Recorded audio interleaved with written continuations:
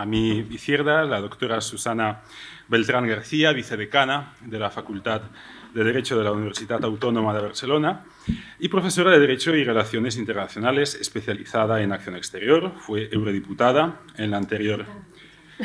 Diputada. Perdó, diputada del Parlamento de Cataluña.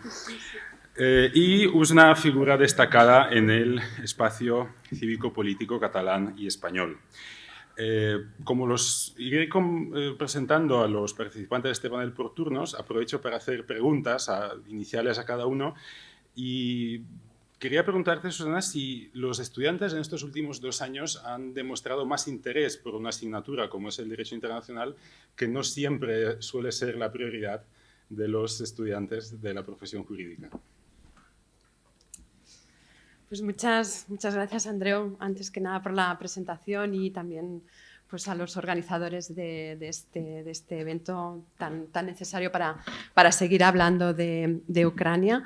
Me preguntas por los estudiantes de Derecho Internacional. Tengo algún estudiante en la sala, no de Derecho Internacional, pero de Derecho sí.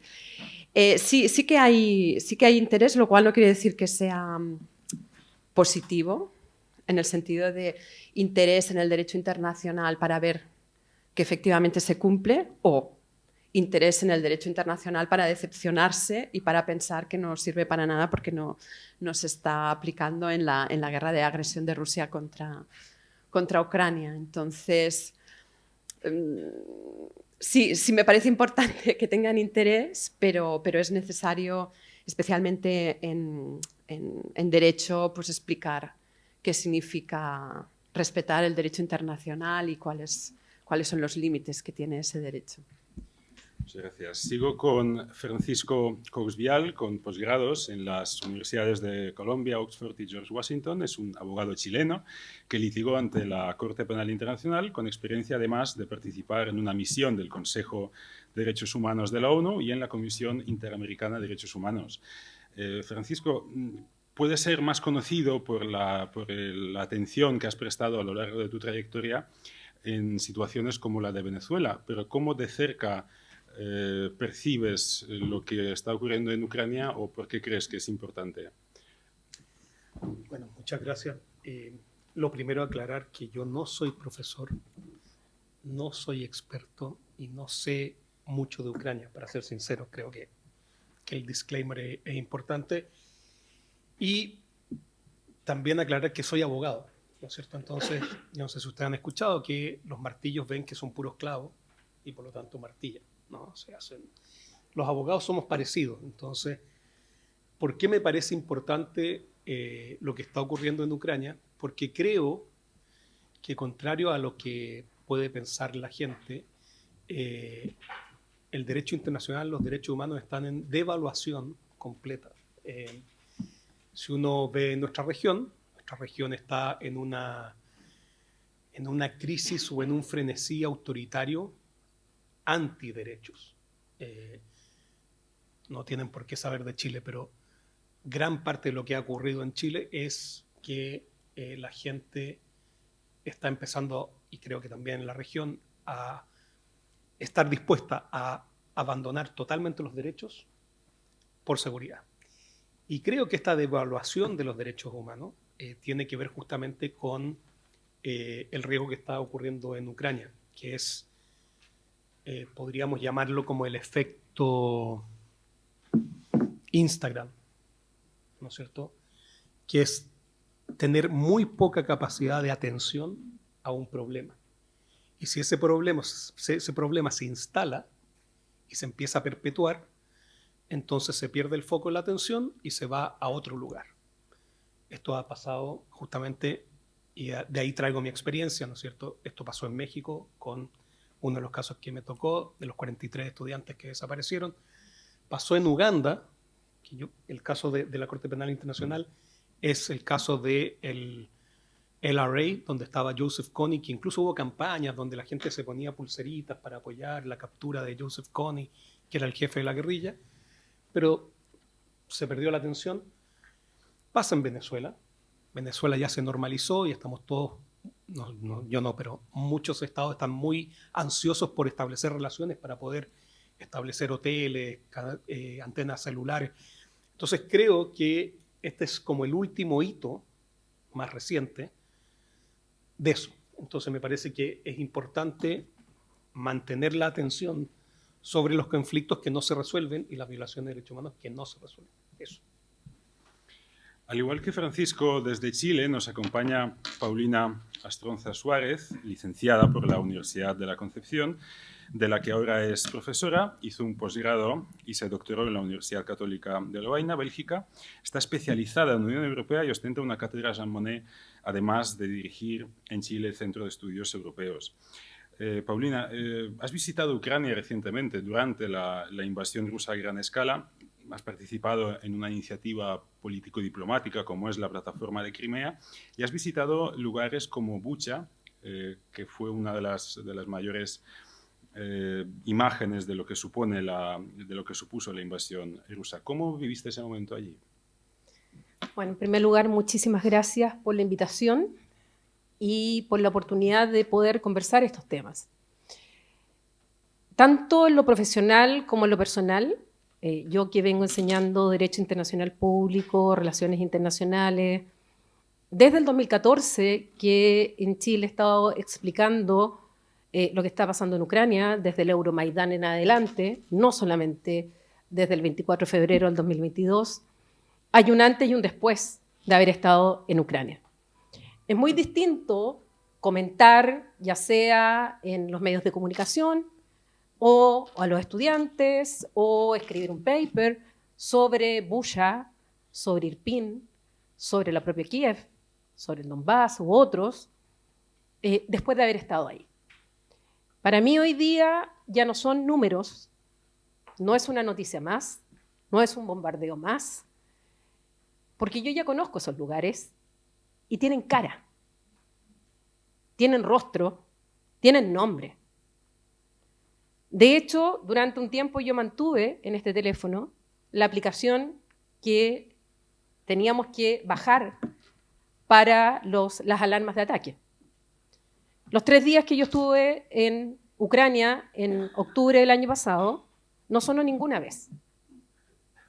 Y ya el día anterior de venirme, me habían dicho que, bueno, a todo esto llegué justo 3 días después de los ataques de Hamás a Israel, donde ya el escenario se veía un poco lo que iba a pasar, un poco lo que dice Francisco, en el sentido que la atención se iba a ir, y no solamente la atención, los recursos, se iban a ir a lo que estaba pasando en Israel, Gaza.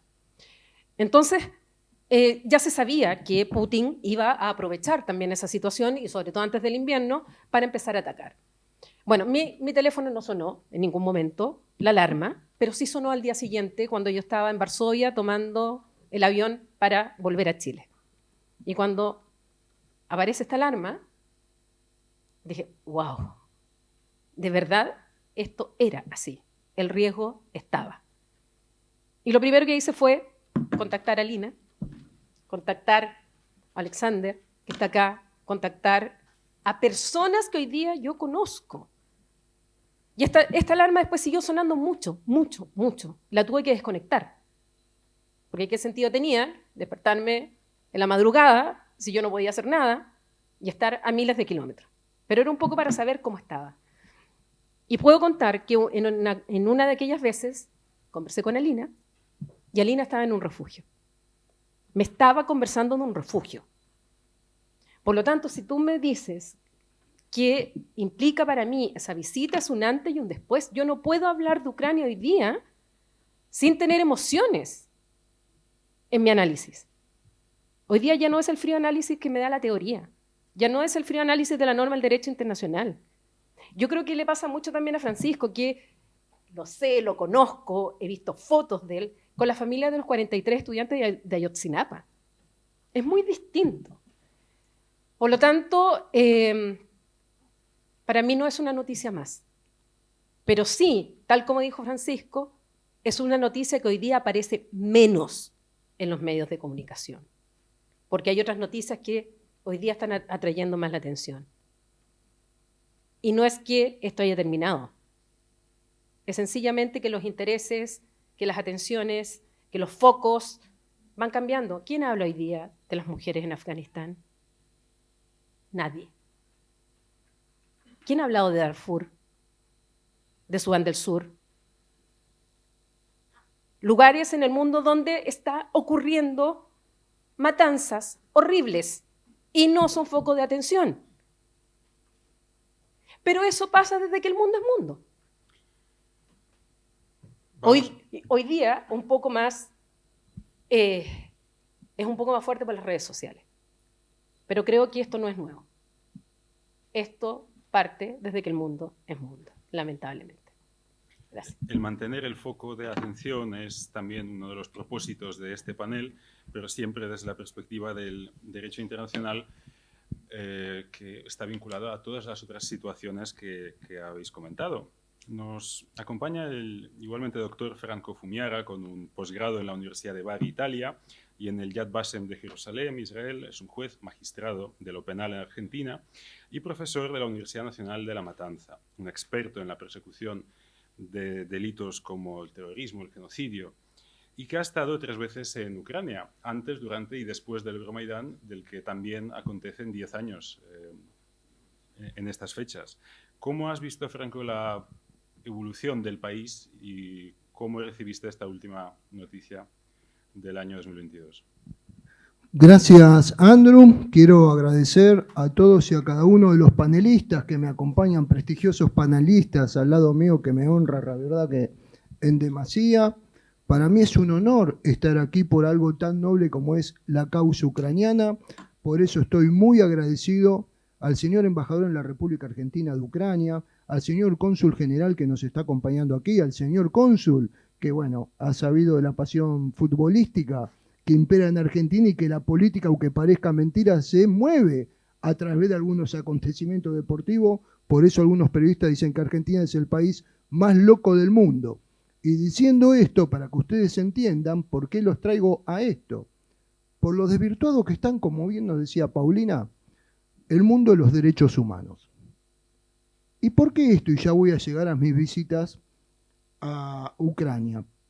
Porque pocos días antes del nefasto 24 de febrero, de hace 2 años atrás, el señor presidente de la República Argentina viajó no solo a Rusia para ofrecerle al señor Putin de abrir las puertas para América Latina, sino que también se reunió con las autoridades iraníes. ¿Y por qué les menciono esto? Que a veces en América Latina también algunos países que se llaman hermanos, como Caín y Abel, no quiero entrar en colores políticos porque las izquierdas tienen sus pecados, las derechas tienen también sus pecados, y en el medio quedamos los que trabajamos o las universidades. ¿Por qué les digo esto? La única solución que se puede encontrar en el mundo hacia un futuro es la educación basada en valores universales, porque las instituciones de derechos humanos realmente están fracasando y con creces. Y las instituciones internacionales. Yo, a través de la universidad, he hecho un programa a Polonia, Bielorrusia y Ucrania, por primera vez allí, a escasas semanitas de Euromaidán. Medios de prensa de Argentina me han hecho escribir artículos, algunos publicaron, algunos no, ya conocemos las conveniencias políticas y económicas, por eso estoy llegando. Me encantó la sociedad ucraniana, he aprendido muchísimo en ese interregno, me quedé fascinado con algunas ciudades como Lvov, Leópolis, Lviv, como la pronuncie, Kiev o Kiev, como también se pueda pronunciar. Y gracias también, Oleg, a Elina y a Centro de Diálogo Transatlántico, que por ellos estoy aquí, honrándome esto. Pero claro, ya noté una primer preocupación, y que era, después del Euromaidán, justamente las consecuencias al fugarse un presidente ucraniano a un país de historia de amigos enemigos. Carl Smith era un poroto al lado de esa lógica, cuando comenzó justamente a acosar no solo el Donbass, como bien pronunció Paulina, sino también la invasión a la península de Crimea. Hay una cuestión, y los quiero centrar con muy poquitas palabras: Sociedad de las Naciones. Otra palabra, rendición incondicional, que después vamos a evolucionar más adelante, Crimea, que la mencioné, Hitler y Stalin, los dos máximos asesinos por lo menos del siglo XX o también de la historia de la humanidad. ¿Y por qué les menciono Hitler y Stalin en conjunto? Por algo muy particular. Uno de derecha y uno de izquierda. ¿Quién es el más pecador? Los dos son iguales, dos asesinos seriales, pero con una consecuencia de las políticas de Stalin que tuvo mucho que ver justamente con Ucrania actual, sobre todo en Donbass, cuando hubo reinstalación de colonos, como los 800.000 colonos actuales que fueron llevados a la península de Crimea a partir de la invasión después del 2014, y que esto trae consecuencias justamente al derecho internacional y los fracasos de sus instituciones. Con esto te estoy cerrando, que de allí justamente mi incondicional defensa para el pueblo ucraniano y por la integridad territorial justamente de Ucrania en todos sus territorios nacionales. Muchas gracias. Una imagen bastante clara del derecho internacional es ver lo que ha pasado en Ucrania, ¿no? Como un país, un gran país, una gran potencia, también una gran potencia nuclear como es Rusia, ha saltado por los aires los grandes principios de derecho internacional, un país que además es miembro permanente del Consejo de Seguridad. Entonces yo creo que para el derecho internacional es un momento de encrucijada. Es decir, si no somos capaces de defender los grandes principios, que además fueron grandes principios que se consolidaron justamente después de dos grandes guerras mundiales, pues quizás estamos en un momento muy complicado, no solo para Ucrania, sino para la humanidad en su conjunto. O sea, reivindicar otra vez, defender otra vez esos grandes principios del derecho internacional de el respeto a la integridad territorial de los estados, la prohibición del uso de la fuerza contra otro país, no importa cuáles sean las justificaciones, no importa cuáles son los argumentos, la historia, el contexto, el no contexto. Yo creo que eso formaría parte también de la desinformación, sino que volver a los básicos del derecho internacional. No se puede invadir otro Estado, porque eso es una gran violación de un gran principio de derecho internacional. Y esos grandes principios, como también la solución pacífica de controversias, están pensados para preservar la paz, para preservar el orden mundial, ocurra en cualquier lugar del mundo. Y también relacionado con eso, otro gran principio, otra de las grandes excepciones del derecho internacional, que a veces también se ha criticado a Ucrania o no se ha explicado suficientemente bien, que es que todo país tiene derecho a defenderse frente a una agresión armada perpetrada por otro país. Entonces, no es otra vez vulneración del uso de la fuerza, sino es el ejercicio de la defensa frente a un ataque armado previo. Entonces es importante recordar a la humanidad, lo dijo el secretario general de las Naciones Unidas en varios de sus discursos. Estamos en un momento muy crítico para el derecho internacional, porque vamos a ver cómo esta terrible guerra va a destruir también esos grandes principios de derecho internacional, o no lo va a conseguir. Si no lo va a conseguir, quiere decir que el derecho internacional puede seguir sustentando los pilares jurídicos de esa paz en el mundo. Si no lo consigue, pues vamos a tener un gran problema. De manera que a mí me parece especialmente importante volver a refugiarse en el derecho internacional para explicar bien cuáles son esos principios tan claros que deben presidir las relaciones entre los países, y recordar también a cualquier país del mundo, empezando también por Rusia, de que no hay justificación posible para una agresión armada contra otro país. A ver, bueno, qué suerte que no me conocen, porque lo que van a escuchar sorprendería a la gente que me conoce, que me voy a declarar como optimista. Yo creo que Fíjense que justamente el conflicto de Ucrania, y aquí lo voy a poner una gran excepción seguida, es una o sea, la reacción de la comunidad internacional y del mundo frente al conflicto o a la agresión de Rusia a Ucrania es una reafirmación de los principios del derecho internacional. Si nosotros vemos, la Fiscalía de la Corte Penal Internacional inició una investigación muy rápidamente. Despachó indictments en contra de Putin y la encargada de la Agencia de los Niños. Después, el Consejo de Derechos Humanos creó una comisión similar a la que creó para Venezuela para que investigue los hechos. Entonces vemos que efectivamente los mecanismos entraron. Yo sé que esto puede ser polémico, pero incluso si uno escucha a Putin, él intenta una justificación legal de la agresión. Dice que, ¿no es cierto?, es lo que nos lleva a estar ante la Corte Internacional de Justicia hablando sobre la Convención de Genocidio. Es decir, él intenta darle una visión de legalidad y legitimidad a la agresión. No estoy diciendo si es cierto o no es cierto, simplemente estoy diciendo que todo esto, en mi opinión, demuestra que los derechos del principio de derecho internacional están muy vigentes y muy fuertes hasta Israel. Porque todo eso entra en cuestionamiento cuando los mismos países y grupos que razonablemente salieron a justificar todas las acciones bajan la voz, ya no son tan enérgicos en la afirmación de los principios, empiezan las justificaciones. Entonces, yo diría que la película, desde el punto de vista de los abogados, nuevamente, los abogados lo que nos interesa es cómo se cuenta el cuento casi, cuál es la narrativa con la cual se argumenta determinados hechos. Y uno siempre podrá decir, no, bueno, pero es que mire, ¿sabe qué? Si es que uno es un país chico, se le aplica el derecho internacional y no se le aplica el derecho internacional si es que usted es un país grande.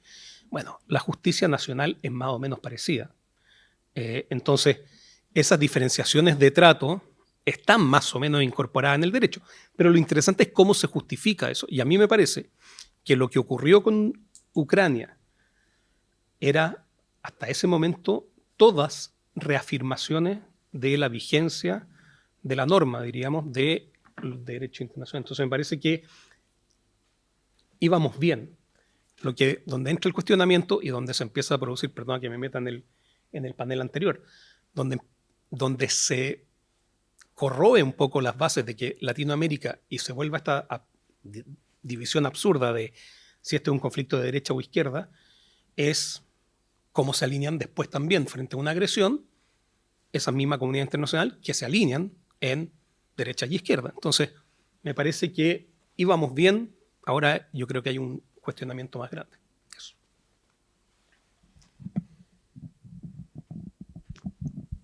Por mi parte voy a ser ecléctica, porque aquí no puedo separar, por un lado, que soy profesora de Derecho Internacional Público y por otro lado, que además mi especialidad son las relaciones internacionales. Y en ese sentido hay un deber ser, que es el derecho internacional. Es un ordenamiento jurídico que determina cuál debe ser el comportamiento de los sujetos del derecho internacional. Y por otro lado tenemos la política internacional, que es el ser, que es lo que en la práctica ocurre.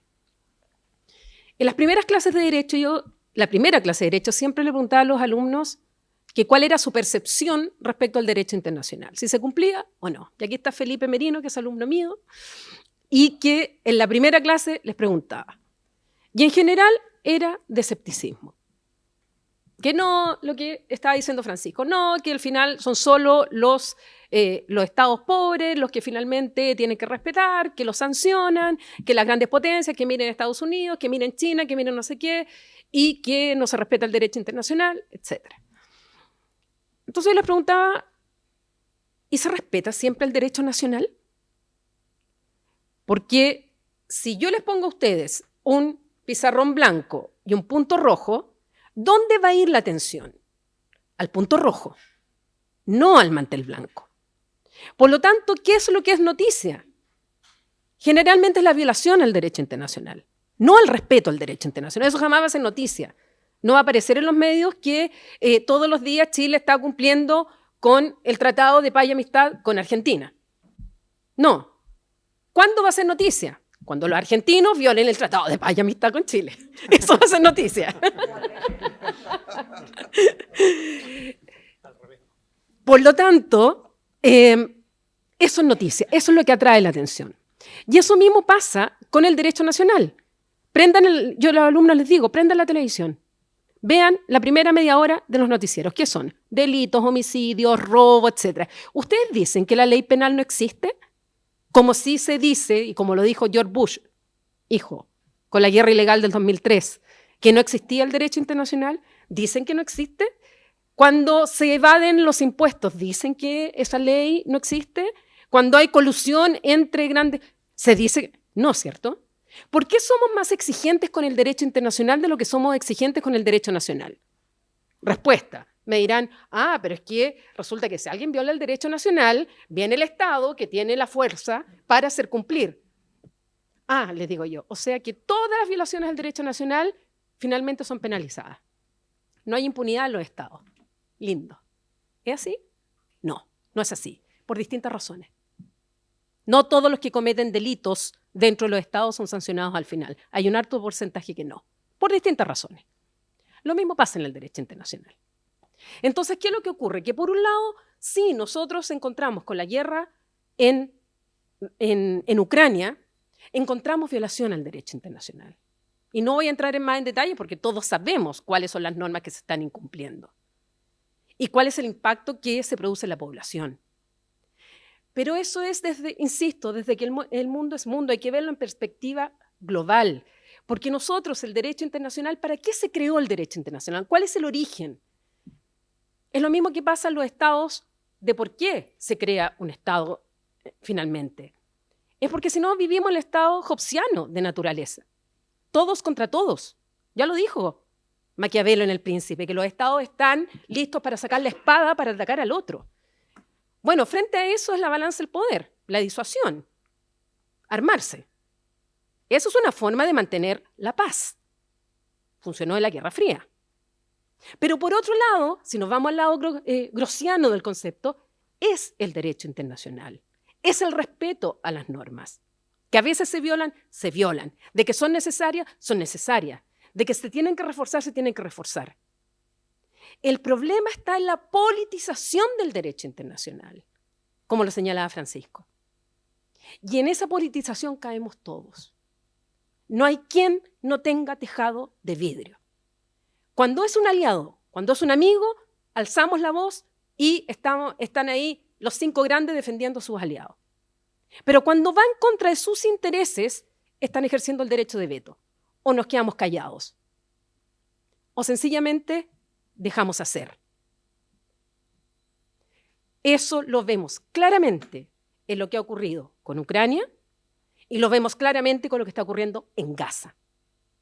El doble discurso, la de Ursula von der Leyen, fue una vergüenza y lo digo aquí con todas sus letras. La misma argumentación que utilizó para defender con justa razón al pueblo ucraniano, lo utilizó después diciendo de que había que quitarle el agua, todo a los palestinos por lo que había ocurrido el 7 de octubre del 2023, cosa que después tuvo que retroceder. Ese doble discurso, 2 pesos, 2 medidas, lo hemos visto muchas veces. Intereses, valores. Derecho internacional, intereses nacionales. Y eso siempre ha sido así. Lo que hay que hacer es tratar de conjugar, y eso es súper fácil decirlo desde acá, se los digo. Como académica es súper fácil decirlo desde acá. Distinto es ser tomador de decisión. Cuando uno tiene que tomar decisiones para cumplir con sus valores y va contra sus propios intereses. Pregúntenle ustedes al presidente Boric si fue fácil defender la posición de la invasión, de condenar a Rusia. Si le fue fácil enfrentarse a las propias declaraciones del presidente Lula. No es fácil. Si le fue fácil al interior de su propio gobierno, cuando el Partido Comunista y parte del Frente Amplio, que es su partido, se paró del Congreso cuando el presidente Zelensky habló en el único Congreso que ha hablado en América Latina. Hay que tener valentía para hacer eso, pero no todos lo hacen. Y si hay algo que le valora al presidente Boric, fue esa convicción en ese momento. Y no lo tuvieron todos. Así que cuando se habla de sur global, que es un concepto que detesto, se lo reconozco, porque además lo utiliza China, porque China se considera parte del sur global. Y hay muchos sures. Cuando estamos hablando de estados, cuesta ese balance pragmático de valores y principios e intereses. Y a veces nos cargan a los países que somos mucho menos potencia y tenemos mucha menos responsabilidad en los hechos, a que tengamos más coherencia con estos valores que las propias grandes potencias y los países ricos. 2 pesos, 2 medidas. Desde que el mundo es mundo. Gracias. Wow, qué interesante, ¿no? Realmente la carga emotiva, tanto tuya como de Francisco, llenan de realismo los que nos está aconteciendo a nivel mundial y que quizás estoy un poquito más, no sé si asustado la palabra, porque creo que a esta altura no me asusta nada, pero sí un poquito más desilusionado, ¿no? Que quizás Francisco, que mantiene ese grado de optimismo, y por eso quizás me veo más reflejado en algunas cuestiones con Paulina. El pastor Niemöller, si le suena, el alemán, vivía en Alemania en la época del nazismo, y él dijo, voy a parafrasearlo para no repetirlo de él porque es fácil, recuerden el apellido después de nada. Primero vinieron por los chechenos, a mí no me interesaba, no me pasó nada, no me metí. Después vinieron por los georgianos, a mí no me afectaba, yo no me metí. Vinieron por el Donbass y por Crimea, ¿en qué me afecta? Si sigo negociando con Rusia, no me metí. Lógico, ahora estoy en la frontera de los países justamente del Báltico. Moldavia, atención con Moldavia, que puede ser el otro fichero de esta pieza del ajedrez en un futuro inmediato. Ya había algunas pequeñas asonadas en relación a Transnistria, que lo tenemos que tener presente y ver si nos vamos a meter o no. ¿Y por qué los traigo a esta frase parafraseando? Por algo muy sencillo. Con Crimea tampoco nos metimos en el ámbito de las comunidades internacionales, porque bueno, hacemos una pequeña queja y aquí estamos, señores, viendo cuál es la próxima ficha del tablero que va a mover el señor o el asesino Putin, bajo mi punto de vista, para ver cómo va a seguir funcionando esto. Para muestra basta un botón. ¿Y por qué se los quiero manifestar como relaciones internacionales, la cual enseño un posgrado en Nihongaku en Paraguay, país hermano como Chile, Uruguay o Brasil, y que a veces me preocupa y en demasía?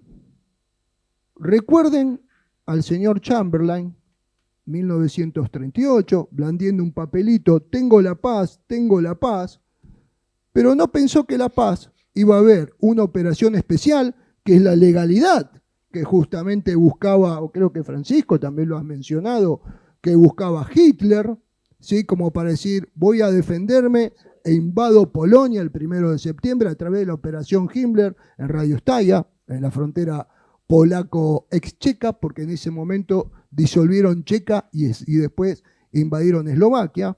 Entonces, acá está el gran fracaso de la Sociedad de las Naciones. Y creo que vamos a estar en el mayor fracaso y estrepitoso de todos los tiempos con las Naciones Unidas por su infuncionalidad en cada una de las instituciones que tiene este organismo. Desde la educativa, que es la base piramidal y fundamental de esto, hasta las comisiones de derechos humanos, que realmente a veces no la comprendo, incluso más allá de la autoridad que tienen que tener la representatividad, que hay países en donde, creo que mencionó Paulina, se defienden los derechos de las mujeres, pero dejamos que Irán las cuelgue, las apedree, o que también Afganistán haga lo mismo en nombre del diálogo internacional. No lo comprendo, por eso quizás no he aprendido nada y me queda mucho por leer de relaciones internacionales o de derecho internacional. ¿Por qué les menciono todo esto? Y creo que voy a llegar a América Latina. A veces no es todo el comercio lo que mueve los intereses de los estados, pero sí es la billetera. ¿Y por qué les digo esto? Vayan a las estadísticas de los países más corruptos del mundo. Creo que Rusia anda en alguno de estos parámetros. ¿Y qué nos pasa a América Latina? El color político que sea, no importa, porque creo que todos son pecadores. En América Latina hay un flagelo que creo que es lo único que nos hermana a todos los países. Se llama corrupción. Y quizás los organismos internacionales, el derecho internacional público, o todos los que operan los sistemas de justicia, tanto nacionales, tanto que nos cuesta investigar a las autoridades nacionales cuando algún dinerillo queda en los bolsillos, que es misión imposible, creo que es más fácil ver la serie de TV para aprender que el sistema jurídico, como pasa también en los organismos internacionales. Vamos a apartar determinadas partidas, hagamos ojos cerrados y volvamos al pastor Niemöller. Total, a nosotros nada nos toca y con esto podemos lucrar. Esta es mi imagen hoy en día, que todavía estamos a tiempo, y por eso creo que Ucrania tiene que ser indivisible, y cualquier paz, no quiero ser irresponsable de un señor político que con 3 palabras dijo lo que era el señor Lula para él, no quiero ser tan irrespetuoso, pero a veces lo simplifico esto con toda América Latina. Tenemos que dejar ciertas cuestiones de lado y realmente abrir con los ojos bien abiertos, porque nos puede llegar a pasar a nosotros una debacle a nivel mundial.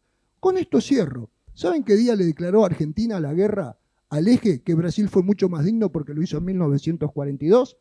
30 de marzo de 1940. Claro, estaba Stalin golpeando ya el Reichstag un poquito más y por eso ya era más conveniente económicamente hacerlo. Muchísimas gracias. En lo personal, con respecto a lo que se ha dicho anteriormente, bueno, comparto en gran medida, si bien no en todo. Yo creo que aquí no hay que, a ver, me van a disculpar, yo soy esencialmente un penalista, creo en el derecho penal internacional en ese orden. No comparto que estemos ante la misma situación desde el punto de vista jurídico penal en el conflicto de Israel y Gaza con respecto a Ucrania. No quiero tampoco entrar a discutir esto porque no es el fondo del asunto. Si bien obviamente que nadie puede dejar de reconocer que tanto en un lugar como en otro se están cometiendo atropellos a los derechos fundamentales de personas civiles absolutamente inocentes y que es un espanto desde el punto de vista humanitario. Pero no es igual. Aquí lo que estamos, y creo que alguien lo dijo anteriormente, estamos ante una violación a la única línea roja que el ordenamiento internacional se estableció cuando crea el sistema de Naciones Unidas. Y es, oiga, la guerra imperial de conquista territorial no vale más. Y me van a disculpar, uno puede ser muy ambicioso y decir que la finalidad del marco de Naciones Unidas es extender los derechos humanos todo lo posible, el principio de no intervención, después habrá el principio de la responsabilidad para proteger. Es cierto, son parámetros de deber ser, como bien dijo Paulina. Yo sinceramente creo que hay un solo parámetro de ser, que una línea roja, que es, oiga, la guerra de conquista territorial no vale. Así que los americanos se cuidaron mucho en el año 2003 para dejar bien claro que ellos no pretendían anexarse Irak en ningún momento, ni tampoco Afganistán. De ahí que incluso la Unión Soviética, cuando en la década de los 80, o finales de los 70 y 80, invade a Afganistán, deja bien claro que su intención no es en ningún caso anexarse el territorio. Lo que pasa es que por lo menos desde que yo tengo uso de la razón, hay 2 situaciones que rompen esta lógica. La primera es en el año 90, cuando Saddam Hussein invade el territorio soberano de Kuwait, anexándose dicho territorio. La reacción de la comunidad internacional en aquel entonces, y por comunidad internacional me van a disculpar, no hablo de Naciones Unidas, hablo de las potencias occidentales, fue contundente. Y fue contundente por obra y gracia no de los Estados Unidos, sino del entonces primer ministro del Reino Unido y Gran Bretaña, la señora Margaret Thatcher, que le dijo a Bush padre, oiga, esto es insostenible, no se puede negociar. Este señor se tiene que retirar de Kuwait y se tiene que volver a las fronteras que este Estado tenía. Y todo el reclamo histórico sobre la base de que Kuwait en realidad siempre había sido parte de Irak, que muchos operadores políticos y sobre todo de izquierda vinieron a sustentar, no son de recibo. Como no es de recibo querer engañar al mundo diciendo que Crimea perteneció siempre a Rusia, o que no existió nunca una nación ucraniana. Porque el problema, a mi humilde juicio, como bien dijo Franco, esto no empezó en el 2022, esto empezó en el 2014. Esto empezó cercenando el territorio de Ucrania en Crimea y la comunidad internacional no hizo nada. Básicamente Europa hizo lo que suele hacer, hablar y hablar mucho, mucha palabra, mucha palabra, mucha palabra. Pero como decía Nixon, oiga, no me juzgue a mí por mis palabras, sino por mis hechos. Y la verdad que la comunidad internacional, si la vamos a analizar o valorar desde el punto de vista de los hechos, no hizo absolutamente nada. Dejó que se llevara adelante una guerra de agresión, porque eso fue, y vamos a partir de la base de que nadie se puede llamar a engaño acerca de quién era realmente el que estaba detrás de esos hombrecitos verdes uniformados que de repente empezaron a invadir Crimea. Mediante una serie de eufemismos, se permitió que un crimen internacional, el más severo de los crímenes internacionales, que es la guerra de agresión o el crimen contra la paz, se llevara a cabo y la comunidad internacional no hizo nada. Europa no hizo nada. No solamente no hizo nada, sino que además, desde el año 2014 al año 2022, Alemania permitió, bajo el gobierno de la señora Merkel y luego bajo el gobierno de la izquierda, que toda la matriz energética de Europa dependiera de Rusia. Así que, sinceramente, ¿cómo no sentirse envalentonado un genocida enfermo mental como Vladimir Putin para seguir adelante con su campaña de querer anexarse todo el territorio de Ucrania? Si la respuesta de la comunidad internacional no fue otra más que laissez-faire, laissez-passer.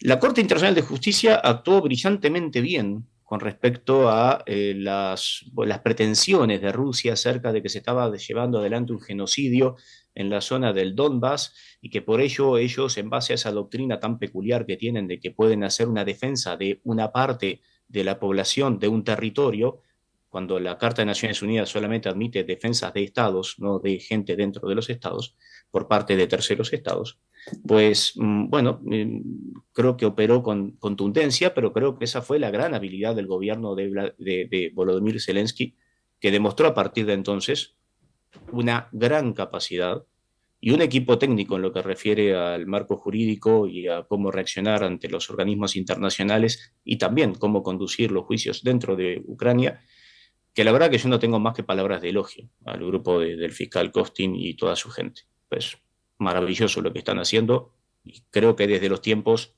de Murray Bernés o de los que en realidad fueron los grandes arquitectos del derecho penal internacional no se veía tanta contundencia, tanta claridad y sobre todo tanta finura técnica por parte de gente que además está sufriendo una guerra.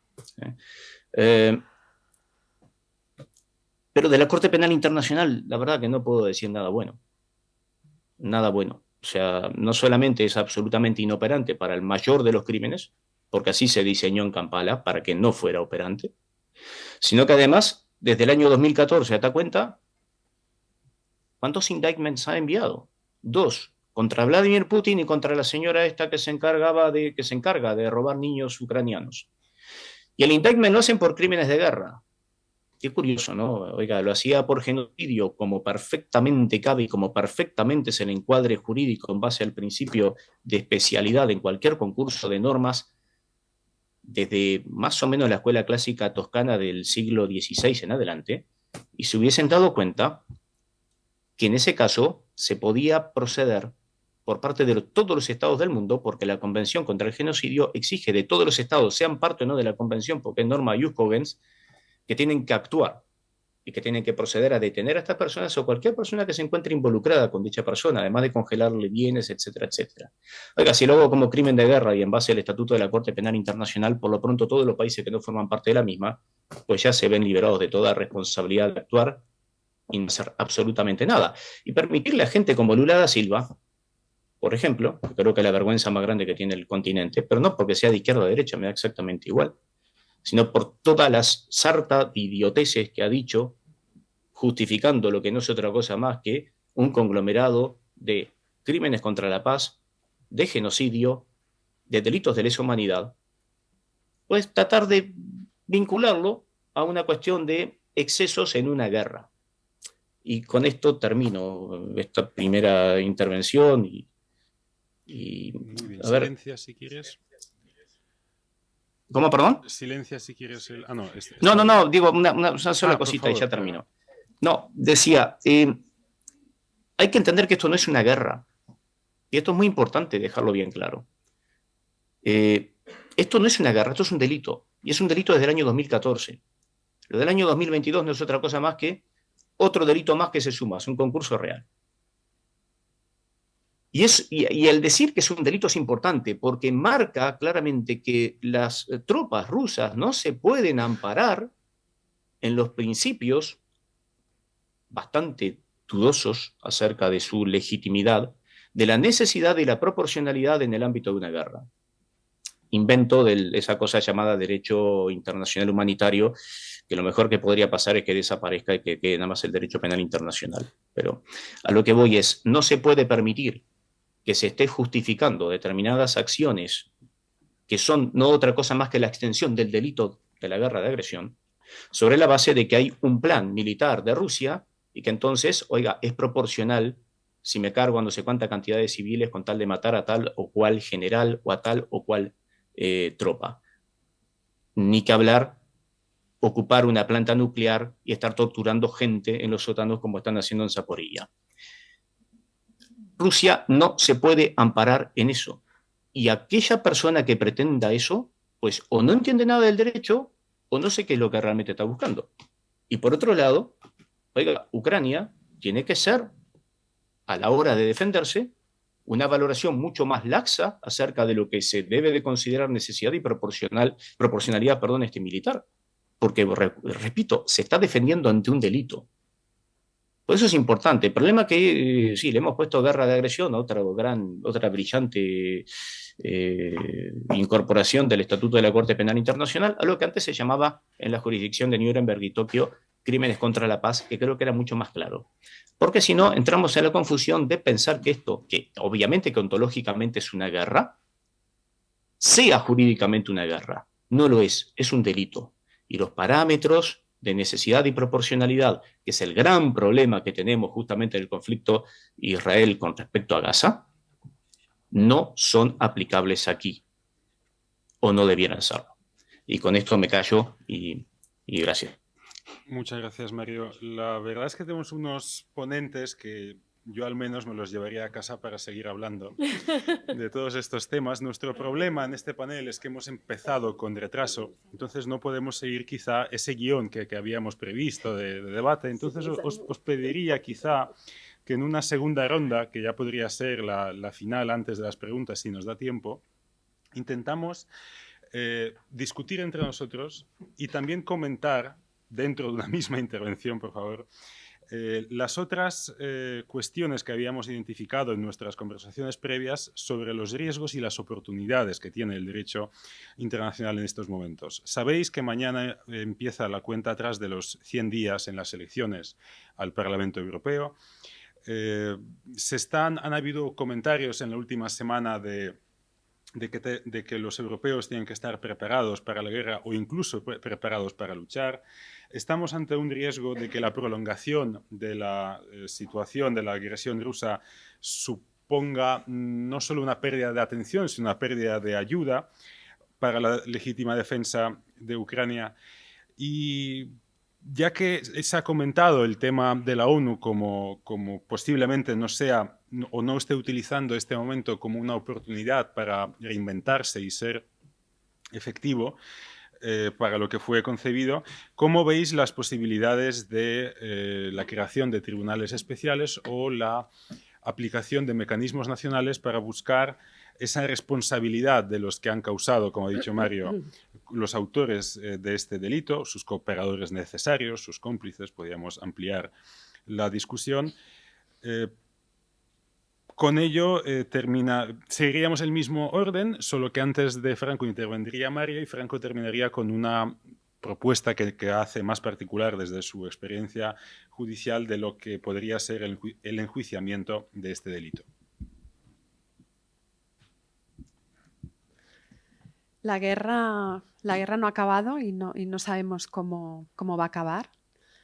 Entonces, la Unión Europea tiene una gran oportunidad de posicionarse al respecto. Comentabas las próximas elecciones al Parlamento Europeo, cómo será la próxima Comisión Europea.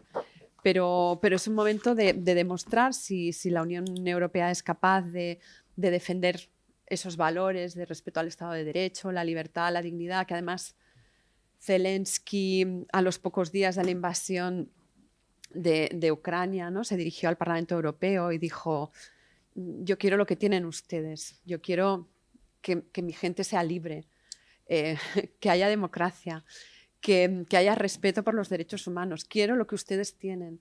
Entonces yo creo que es una gran oportunidad y un desafío importante para la Unión Europea ver cómo quedará configurada y ver también cómo se va a posicionar en relación a Ucrania. Tengo miedo porque también, como decía Paulina, ¿no?, a veces ya no sale en prensa tantas veces el conflicto en Ucrania y parece que no existe, pero sí existe. Pero hay un cansancio mediático, ¿no?, a seguir hablando de este tema, pero los ucranianos siguen muriendo y siguen picando a la puerta de la Unión Europea y siguen diciendo que quieren ser miembros de la Unión Europea. Entonces, ¿qué estamos dispuestos como europeos? Me voy al lado de Europa, como europeos, ¿qué estamos dispuestos a hacer? Entonces, también oigo en la calle y en los debates, ¿no?, es que Ucrania la tenemos que dejar de lado porque mira que Putin está amenazando, que si la OTAN, que si no sé qué. Bueno, pues lo mejor que podemos hacer es mirar para otro lado, como bien decía antes Mario, ¿no?, que hicimos en Crimea en 2014 y no pasará nada. Pero lo que ha demostrado es que sí ha pasado, es que dejar de defender esos valores, no solo puertas adentro de la Unión Europea, sino con nuestros vecinos, con quienes quieren entrar en la Unión Europea como Ucrania. Si dejamos esos valores olvidados por una seguridad, pues yo creo que vamos a ir a peor también en la Unión Europea, porque vamos a perder lo que nos identificaba y en lo que se basa el proyecto de construcción europea. Entonces yo entiendo que esa solidaridad con Ucrania, que ese respeto a nuestros valores de libertad, democracia y derechos humanos, Estado de Derecho, pasan también por ayudar a Ucrania en una guerra que no ha acabado y que seguramente tenemos por delante debates muy difíciles, que si vamos a enviar, como decía Macron, que luego fue contestado en contrario con el homólogo alemán, que si vamos a enviar tropas a Ucrania, que si vamos a meternos más de lleno en esa defensa contra la agresión de Rusia. Pero aunque asuste y aunque no nos apetezca hablar del tema y mucho menos tomar medidas, creo que justamente, y miro al cónsul de Ucrania, creo que justamente es lo que tenemos que hacer. Hablar de ello y tomar decisiones que no hicimos en Crimea y que no podemos demorar más. Con lo cual, yo lo dejaría aquí con esa puerta abierta a la oportunidad, a la esperanza y sobre todo a la valentía también de los europeos de ver si somos capaces de defender nuestros valores con los ucranianos. Y un saludo querido a mis ucranianos. Ahí, sí. A ver, primero, no puedo dejar de decir que casi que estoy en desacuerdo con todo lo que dijo don Mario,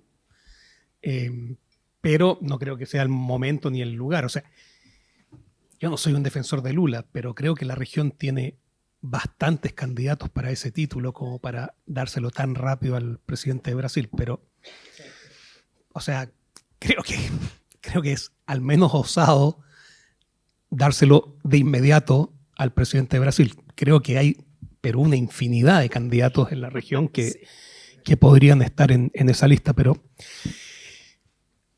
en cuanto a los desafíos para el derecho internacional, creo que justamente esta discusión ha dejado bastante en evidencia cuáles son los desafíos, que es la consistencia en los principios, la consistencia en las investigaciones, que las investigaciones penales, y ahí creo que, en mi opinión, efectivamente los países, las naciones, a través de la institución de la jurisdicción universal, tienen mecanismos y que, bueno, aquí en Europa ustedes han activado en distintos conflictos condenas respecto de Siria, respecto de Ruanda.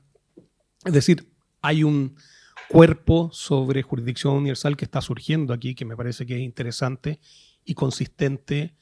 Y ojalá justamente, yo creo que la palabra que va a perseguir este periodo va a ser la consistencia. ¿Qué nivel de consistencia se tuvo frente a los distintos conflictos donde se cometen delitos? Y me parece que, y nuevamente estoy en desacuerdo, ¿no es cierto? Me parece que justamente la existencia de un derecho internacional humanitario, la existencia del derecho penal internacional, están tan cerca que es lo que permite justamente a autoridades nacionales y a la comunidad internacional, a través de organismos como las comisiones de investigadores, los tribunales internacionales, los tribunales regionales, avanzar y reafirmar ciertos principios y ciertas normas que debiesen de guiar la conducta y a la cual al final del día va a ser el estándar o el estándar al cual van a estar sometidos las distintas autoridades.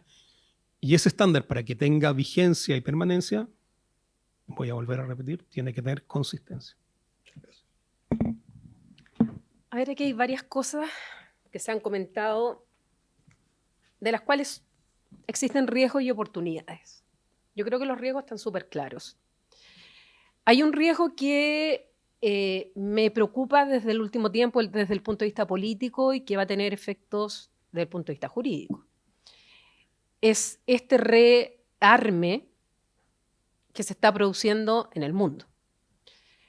Esta nueva carrera armamentista, en la cual ya abiertamente los estados están diciendo que se están armando. Y donde aquel tabú o aquello que pensábamos después de los años 90 en especial, y que no íbamos a volver a hablar de un riesgo de amenaza nuclear, hoy día estamos escuchando amenaza nuclear. ¿Podrá ser un bluff o no podrá ser un bluff? Pero ahí está. En el caso de Europa, efectivamente vienen las elecciones europeas. Puedo decirles que yo vengo de Bruselas, y con el cual conversé con mucha gente respecto a cómo se está percibiendo lo que van a ser estas elecciones entre el 6 y el 9 de junio.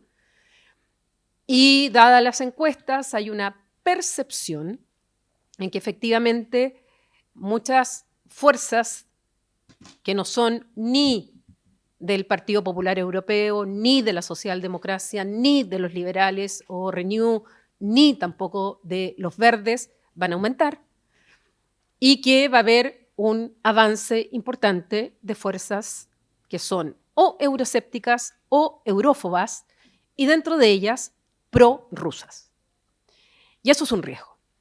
Tal vez no sea un riesgo en el sentido de las mayorías, porque la mayoría lo más probable es que la vaya a seguir teniendo el Partido Popular Europeo junto a la socialdemocracia, pero va a ser una mayoría más estrecha que las anteriores, va a haber una mayor fragmentación dentro del Parlamento Europeo, y lo que sí puede ocurrir es que efectivamente para temas puntuales haya nuevas alianzas. Y no se descartan alianzas, como ya lo ha señalado la propia candidata del Partido Popular Europeo, Ursula von der Leyen, que pudieran, en algunos casos, poder aliarse con partidos de ultraderecha. Y esos son riesgos. Y por el otro lado tenemos lo mismo. Lo que pasa es que por el otro lado la izquierda radical ha perdido más fuelle en esta competencia. Y eso ya es un tema. El segundo tema es que cuando nosotros criticamos a la ONU, criticamos al Consejo de Seguridad, criticamos que no funciona el sistema multilateral, no funcionan las organizaciones internacionales. Yo les quiero recordar que las organizaciones internacionales fueron creadas por los estados. ¿Y quiénes son los que dan voz en el Consejo de Seguridad, por ejemplo? Quienes vetan son los estados. Por lo tanto, cuando uno critica así al voleo a las organizaciones internacionales, no, porque hay muchas instituciones, agencias de las Naciones Unidas que, por ejemplo, están en lugares donde los estados no llegan. ¿Y quiénes están ahí? Las Naciones Unidas.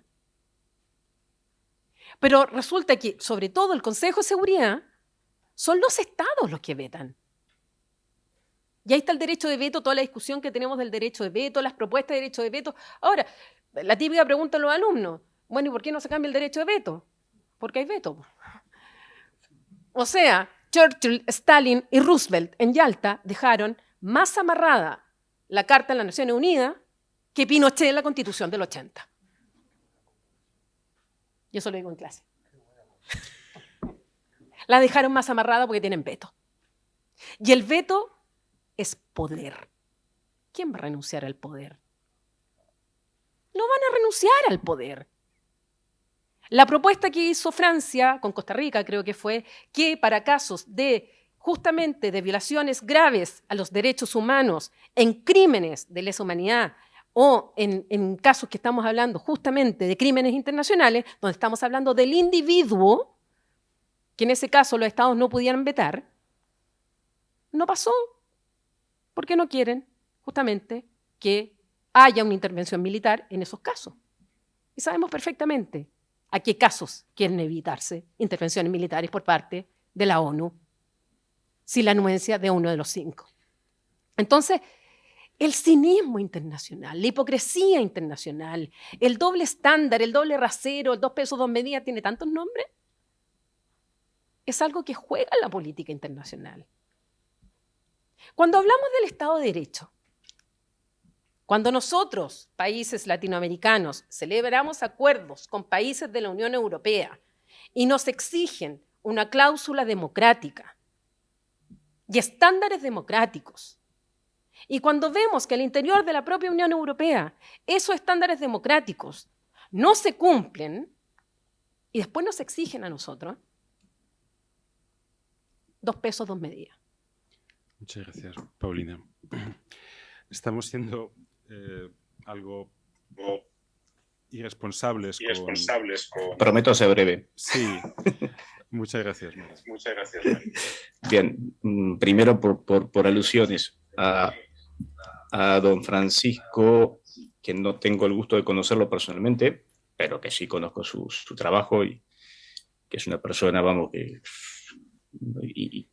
intachable en todos los aspectos. Mire, lamento que le haya parecido osado. Lo que pasa es que, claro, yo no espero del señor Maduro una declaración coherente.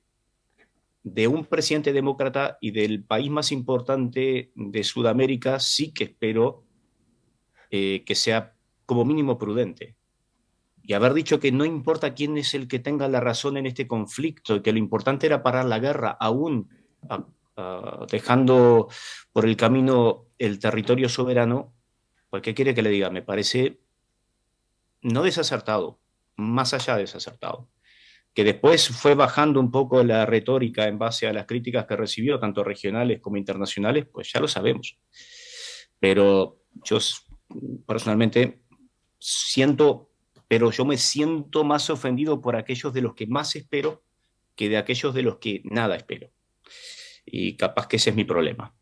Sí, realzo la figura del presidente de Chile, sí realzo la figura del presidente, no, al contrario, critico también al anterior presidente de la Argentina, pero bueno, felizmente ya no es más presidente de la Argentina, y desde que está ahora no le he escuchado decir nada, así que no puedo hacer ninguna crítica, pero me refiero a los países importantes, lo que puedo opinar Ecuador, Uruguay, Paraguay es siempre importante, pero no es lo más importante, no es lo mismo que la palabra del presidente de Brasil.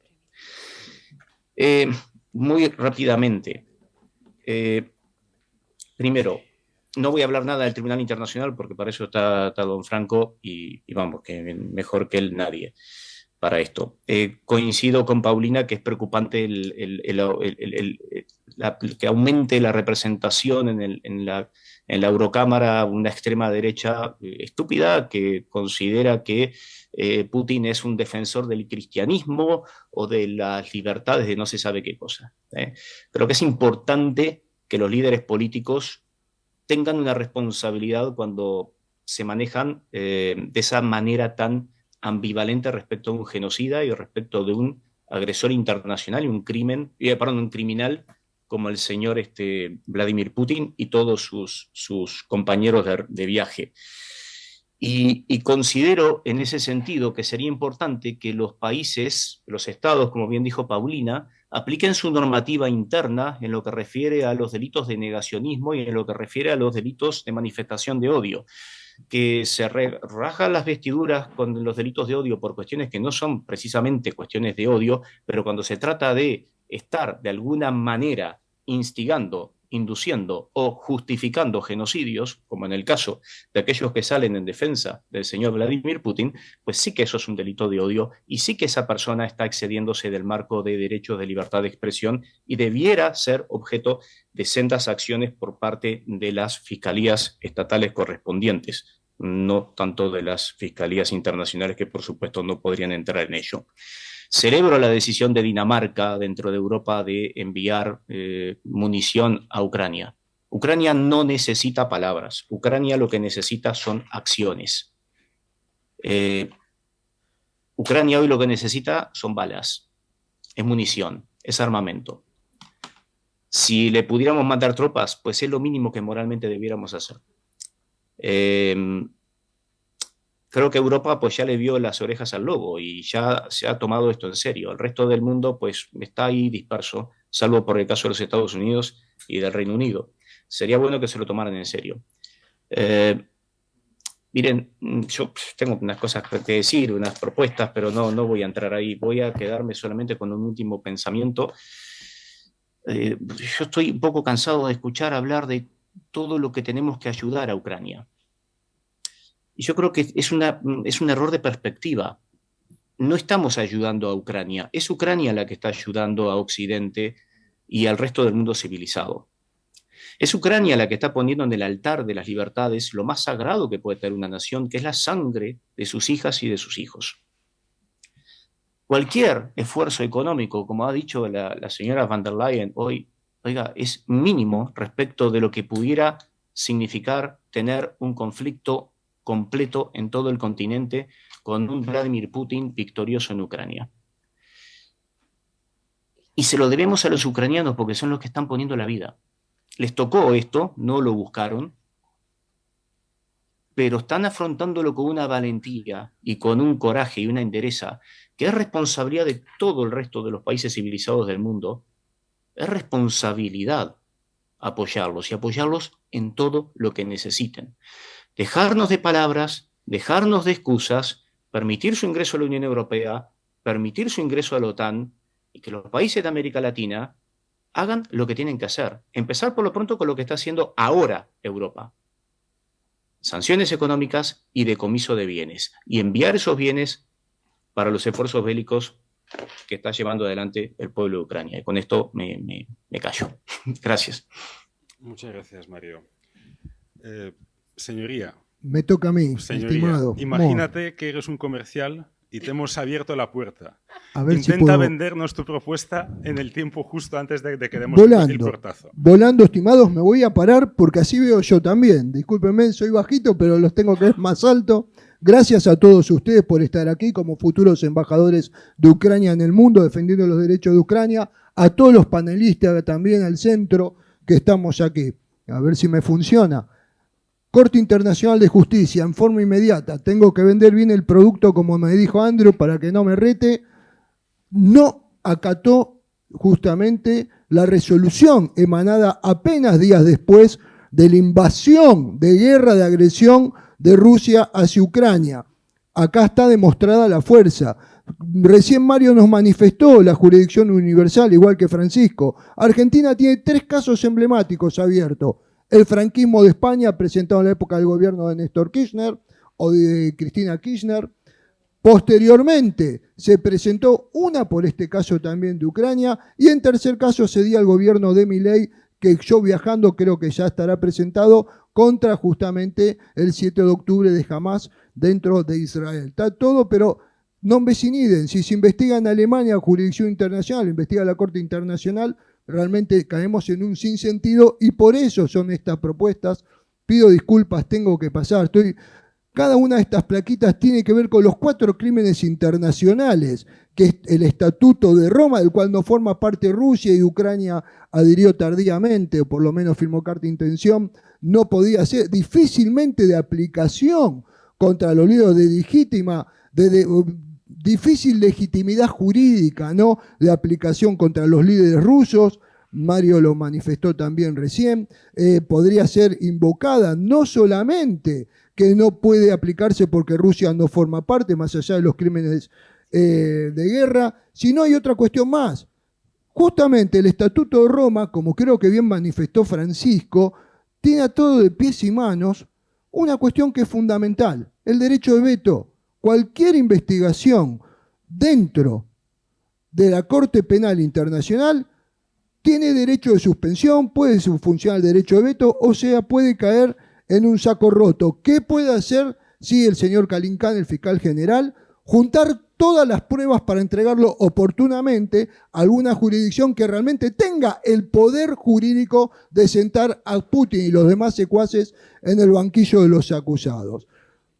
Acá hay una cuestión fundamental. Yo esto, como bien dijo Paulina, enseño así a los alumnos de doctorado, tanto en Paraguay como en Argentina o en Italia, en la Universidad de Bari.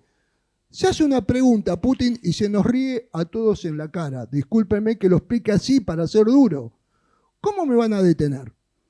Argentina de 1992 tiene alertas rojas contra los líderes iraníes e incluso contra miembros de Hezbollah que se pasean con el pasaporte diplomático Convención de Ginebra en todo el mundo. Fueron a la Asunción en Nicaragua, fueron en Venezuela, van todos los días. Nos están plagando de terroristas y nadie los detiene, como Bolivia. 3 días en la capital y que nos hace un comunicado muy fraternal, se nos escapó, no se lo detuvimos, pero se fue con todos los honores y medallas. Los 4 crímenes que bien explicó Mario, señores: guerra de agresión contra la paz, crímenes de guerra, crímenes contra la humanidad, donde estaba comprendido oportunamente lo que después pasó a ser el Tratado de Genocidio 3 años más tarde. Como todos pueden ver, esto es importante tenerlo en el estatuto en el artículo 12 del Estatuto de Nuremberg, que hay algo fundamental. Diciembre de 1946, principio internacional, es uno de los principios fundamentales. El Estatuto del Tribunal de Nuremberg de Carta de Londres y después arreglado por los jueces jurisprudencialmente, que dividió los 3 delitos en 4 cargos. Y no solo eso, sus sentencias.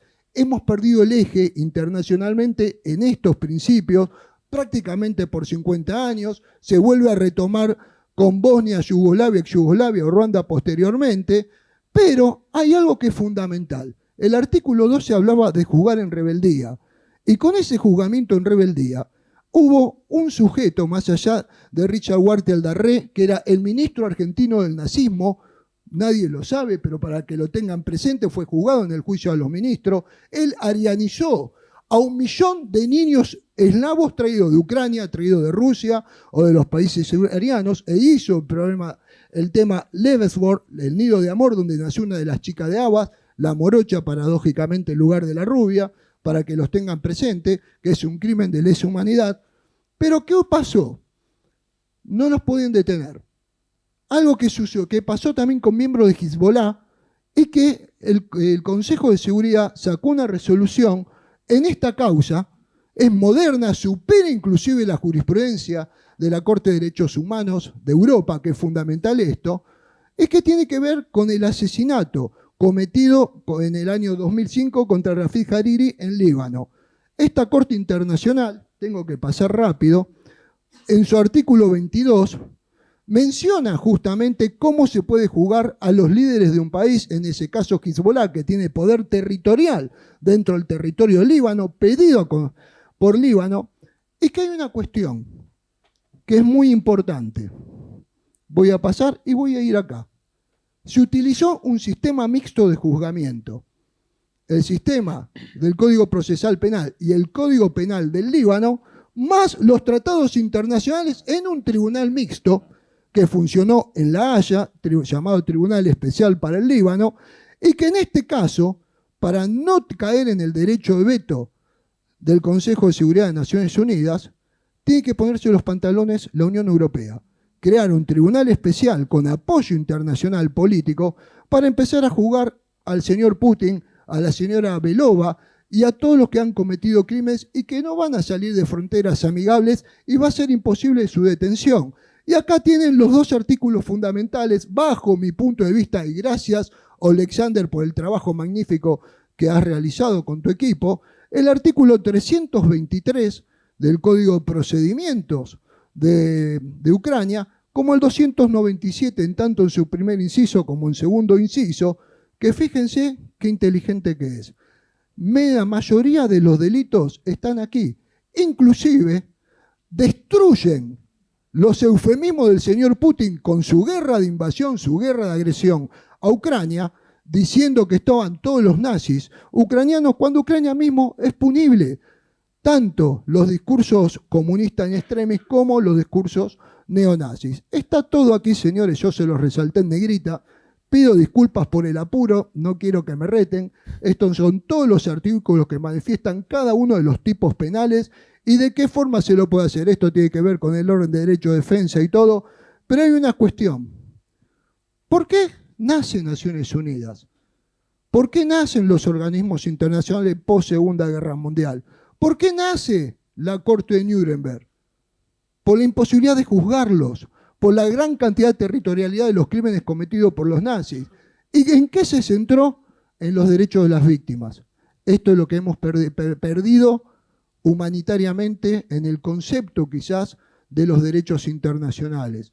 Volvámonos a centrar en las víctimas, en los derechos de las víctimas. ¿Y por qué le digo esto? Porque no es una utopía, ya funcionó con el misil que golpeó justamente un avión ucraniano el año pasado ante la Corte Internacional de Justicia. Fue presentada una demanda por Canadá, Holanda, y se me escapan dos países más que los tenemos por aquí, Canadá, Suecia, Ucrania y Reino Unido. Este año han reiterado, ya 2024, hace poquitas semanas, también ante la Organización Internacional de la Aviación Civil. Y esto es una forma, señores, de ir bloqueando todos los recursos económicos que están bloqueados internacionalmente en el orden de 400.000 millones de dólares, euros, moneda más, moneda menos, pero en caso de poder lograr un juicio, lo único que se puede lograr es entregarle ese dinero en forma inmediata, legítimamente y legalmente a Ucrania para que pueda seguir defendiendo a todo el continente europeo. Creo que esto es el anhelo, esta es una gran oportunidad. No le encuentro otra forma jurídica de realizarlo y creo que aquí estamos ante los hechos como el deber ser, pero en este caso el ser. Tenemos que hacer y lograr justamente esto, que Ucrania pueda recuperar todo este dinero para el beneficio de todos nosotros, como buen hijo y nieto de tanto de italiano como de justamente español de Galicia que emigraron como consecuencia de la Segunda Guerra Mundial. Quisiera recibirlo siempre en Argentina para celebrar y no como consecuencias justamente tener que ser emigrantes forzados por una guerra de agresión nociva.